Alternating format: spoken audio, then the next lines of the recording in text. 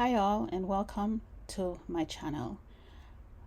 In this video I am making a charm bookmark. I saw this on TikTok and I wanted to give it a try. I had all the supplies here anyways from Aliexpress and Dollar Tree. 90% of the stuff, maybe 95% of the stuff that you see in this video I actually got from Dollar Tree. This is my first time trying this. I saw it and I wanted to make it. I hope you guys enjoy the video and please do not forget to like, share, and subscribe. Welcome to my channel. I want to apologize for the format of the video.